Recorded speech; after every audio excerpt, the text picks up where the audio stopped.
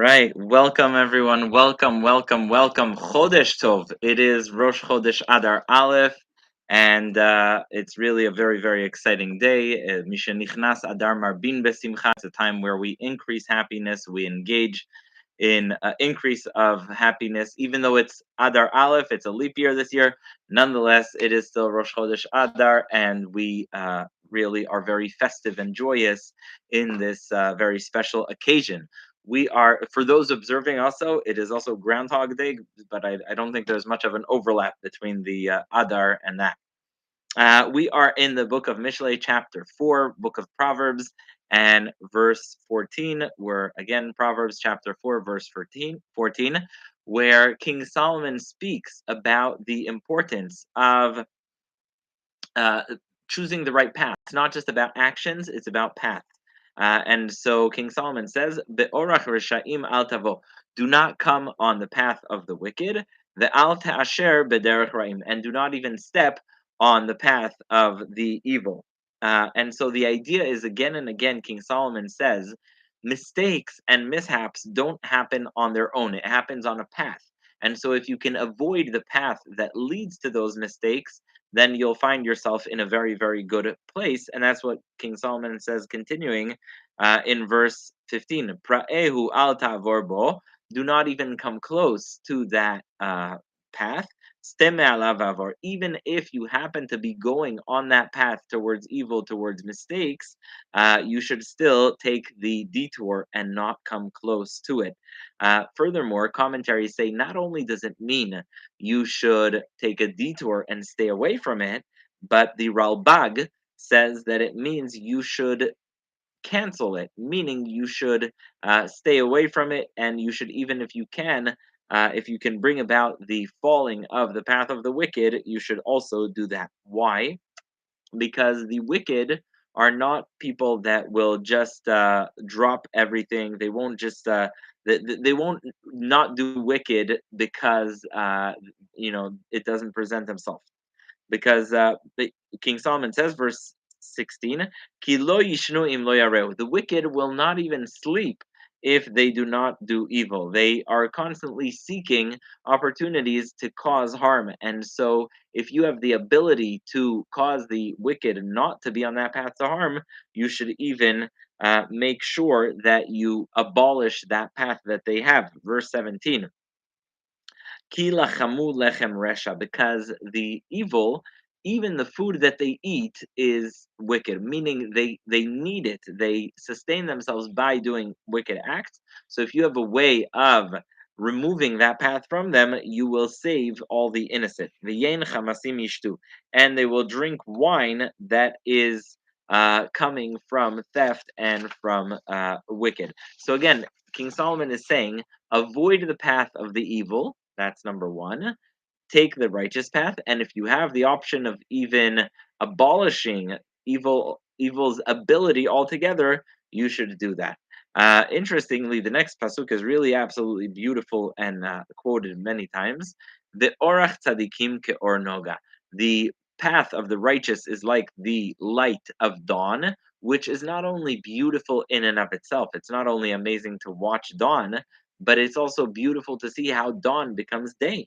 The orach tzadikim, the path of the righteous, is a path that will continue like the dawn, v'holech va'or ad nachon hayom, and it goes and it shines for the rest of the day. That is what it says here. And now he continues, v'derech reshaim, the wicked, however, on the other hand, and again, when King Solomon speaks of righteous and wicked, he's speaking of many things. There's the meaning of the Torah, someone who keeps the Torah, doesn't keep the Torah, but there's also this sense of the wicked as being those who stumble from one thing to the other. They don't look, they don't plan to take the right path. Derech Hashaim ka'afela, the path of the wicked is like darkness. Lo yad'u b'mai kashelu, they do not know with what they will not eventually stumble. And so they continue on their path until they eventually stumble, but they don't try and foresee that outcome and try and avoid it. And as always, King Solomon urges you to listen to him using the word "beni," my son. Why? Because again, someone can give the other person all the advice they want, right? Eleanor Roosevelt said once, nobody cares how much you know until they know how much you care. And so the path of the righteous has to be a path where you are actually trying to you're taking advice because that person cares about you. And so King Solomon is imparting the path of the righteous by saying, look, you should really take my word because I'm doing it out of a place of care, out of a place of compassion, and out of a place of looking at you as my own child. B'ni lidvarai hakshiva, my son, listen to my words, amarai hatoznecha, and listen to what I'm about to say. There's a famous story about someone who was walking and they had an egg in their hand.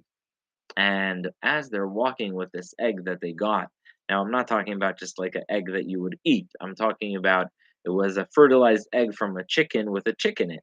And so they're walking and they're thinking to themselves, one day this egg is going to have the chicken is going to be born. And once the chicken is born, I'll have a chicken that produces eggs. But I'm not just going to eat the chicken or anything. I am going to collect those eggs and buy another chicken. And once I have two chickens, that's when business will roll in. I'll have a chicken, I'll have a rooster, they'll produce, and I'll have more and more. Then he says, look, I'll finish that and I'll have so many chickens that I'll be able to sell them and buy a few goats. Once I sell the few goats, I'll have a farm. Continues and thinking, once I have a farm, I'll be wealthy, I'll buy a house, I'll buy a castle. Person is walking, and as they're dreaming and planning like this, the egg falls and cracks. What's the moral of this story? You should always focus also on the long term, but also make sure that you're not getting carried away by the impracticality or by the thoughts that are way too far, rather than listening to what's going on now. So, King Solomon says, before you get too caught up in these dreams and thoughts about the future, B'ni lidvarai akshiva, listen to what I have to say, le'amarai hatoznecha, and pay attention to what I am telling you. Al yalizu meinecha. Do not let the lessons of wisdom uh, be away from your eyes. Shomrem betoch levavecha. You should keep them inside your heart. And of course, the idea is that when you think of the ideas of wisdom, it should always be with you, because how often do you see someone who's very, very, very smart do something that's very unwise? Why? Because even though they had all the wisdom wasn't in front of their eyes at the time that they did that action. So King Solomon says, Al yalizu meinecha, do not let wisdom be ever away from your sight. Shomrim betoch levavecha, keep them inside your heart. Ki chayim hem lemotzehem. If you have wisdom, it is like life. And it's interesting, the rabbis teach a very beautiful lesson about this. It says here, Ki chayim hem lemotzehem, the Torah and wisdom are like life to those who find it. And the rabbis say it's not just lemotz ehem, it's also, which means people who find it, it's also lemotzi ehem, the people who take it out of their mouth. Meaning, the Torah is beautiful when you find it, but it's also even more beautiful when you articulate it and verbalize it. I know people then discovered later in history that it's also a great technique for memory. But remember, when you study something, articulate it, verbalize it, and that's going to stay with you. Ki chaim hem lemotzehem, they are wisdom to those who find them. Ulechol besarom arpeh, and for all of his flesh, it is a healing. And then King Solomon says here a verse that has become extremely famous. Mikol mishmar netzor libecha. From all anything that you can, protect your heart.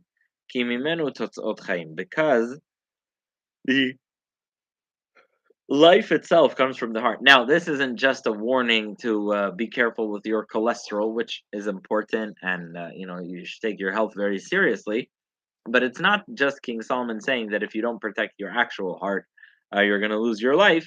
But he's talking, of course, here about your wisdom, your innocence, your your passion, what you're really about. Mikol mishman netzor libecha.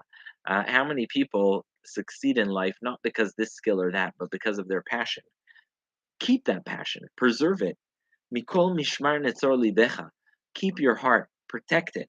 Ki mimenu totzot chaim, because life itself stems from the heart. There's a very beautiful quote Helen Keller said. She said, "The best and most beautiful things in the world cannot be seen or even touched. They must be felt with the heart." So the idea is that the heart is really the key to everything. And so King Solomon says, Mikol mishmar netzor libecha, protect your heart from everything that you can possibly protect it. Ki mimenu totzaot chaim, because life itself stems from the heart. Life itself comes from the heart. Now it's interesting. The Ralbag, Rabbi Levi ben Gershom, comments that when we say Mikol Mishmar Nitzor Libecha, we're talking about your intellect specifically. What do you mean? Don't let your intellect be curbed. I remember once seeing a study about the impact of alcohol on a person's brain. And I wasn't drinking a lot before that, but really after I saw that, I said, look, Mikol Mishmar Netzor Libecha, it also includes your wisdom, and I decided to take even less. Why? Because there's nothing more precious than your intellect, and you should do everything you can to preserve it. I know today people do certain exercises, and there's different things that keep up your mind, but really, it's very important. And according to Ralbag, the pasuk here is talking about intellectualism. According to others, it talks about your innocence, your hashkafa, your outlook at life, etc. Now we come to a pasuk that is thankfully much more understood nowadays, but still, there's a lot more to understand. Haser mimcha ikshut peh. Remove from yourself uh, gossip. What does that mean?